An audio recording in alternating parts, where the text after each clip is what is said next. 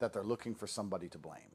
If you want to get someone on here to discuss whether the Israelis or the Jews are actually to blame, well, that's going to be Nick, because I believe he's more qualified than I. I'm not saying that. What I'm saying is that young men are waking up in a world where they stand no chance of having any of the things their fathers had. They're never going to have a wife who respects them and loves them because their wife's on TikTok and believes she deserves a G-Wagon full of roses. And they believe they need a Lambo at 19. And nobody wants to work a job because jobs don't pay. And nobody wants to go to school because a degree isn't going to pay.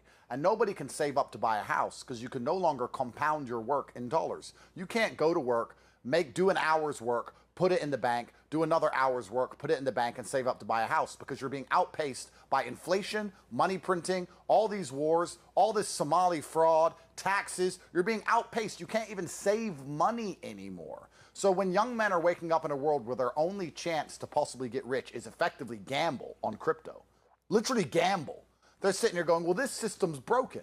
Who's behind this system? Why am I living in such a broken system? And there is a theory, and there's many theories as to who's in charge of the world or who built this system or why the system's so broken. There is a theory that it's the Jews. That's why anti-Semitism is going to continue no matter what Israel does, whether they stop the bombing or not, whether the Jews come on the news and shut this song down or not, whether they try and ostracize anyone who talks about them or not. None of that's going to change anything as long as you have a huge percentage of young men who stand no hope in life. Because when you've always, in any point in human history, when you find a large subset of the young masculine population that have no hope, it's going to be a revolution. They're looking for somebody to blame, and they're going to do something. They're going to become radicalized. That happens absolutely everywhere. So for you to ask me, where are we in the Israel conversation?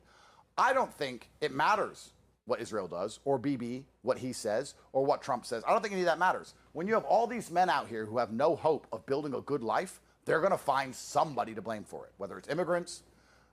That's what it is in European countries. What would you do?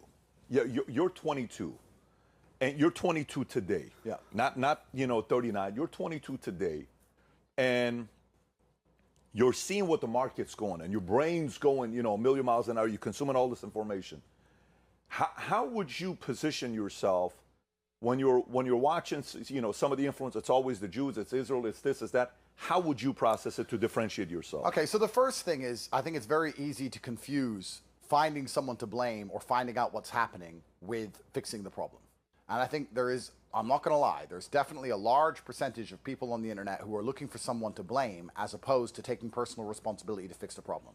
There's no Jew that's stopping you from going to the gym and being in good shape. No Jew is stopping you walking into a gym. So, you have personal responsibility and